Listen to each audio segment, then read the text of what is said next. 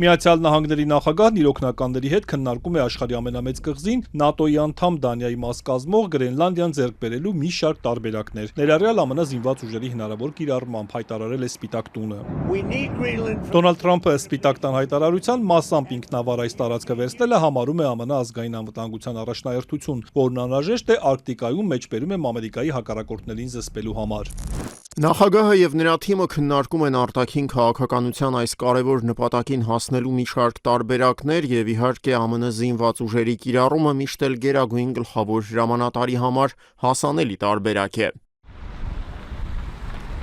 Երեկ էլ Wall Street Journal-ը հայտնել էր, թե ԱՄՆ պետքարտուղարը օրենսդիրներին ասել է, որ ԱՄՆ-ն ցանկանում է Դանիայից գնել Գրենլանդիան, ոչ թե գրավել։ Դանիան եւ Գրենլանդիան մշտապես դեմ են արտահայտվել կղզու նկատմամբ Թրամփի նկրտումներին։ Սպիտակ տան հայտարարությունից ժամեր առաջ եվրոպական 6 խոշոր երկրներն էին աջակցել Դանիային։ Համատեղ հայտարարությունում ասվում է, որ Արկտիկայում անվտանգությունը Եվրոպայի համար գլխավոր առաջնահերթություն է եւ կարեւորագույն նշանակություն ունի միջազգային ու տրանսատլանտյան անվտանգության համար, որը պետք է ապահովի ՆԱՏՕ-ի դաշնակիցների, այդ թվում Միացյալ Նահանգների հետ համատեղ եւ պահպանելով ՄԱԿ-ի անվտանգության խորհրդի սկզբունքները, ասվում է հայտարարությունում։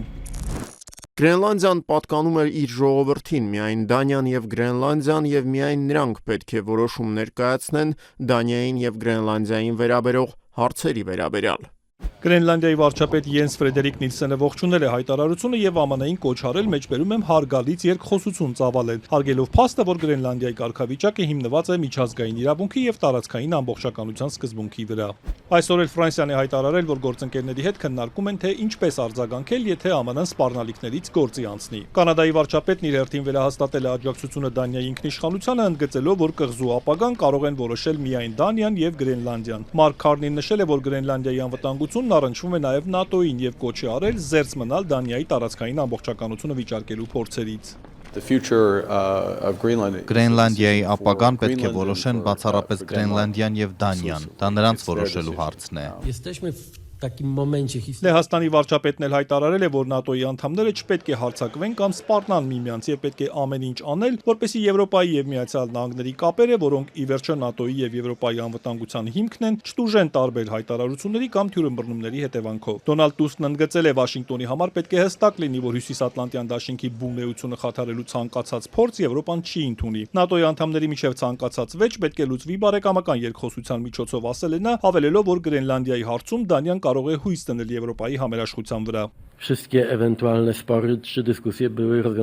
Եվրոպական համերաշխությունը եւ եվրոպական պետությունների ամբողջականության նկատմամբ հարգանքը հիմնարար հարցեր են։ Ուստի Դանիան անշուշտ կարող է հույս դնել ամբողջ Եվրոպայի համերաշխության վրա։ Դրանում ես կասկածներ չունեմ։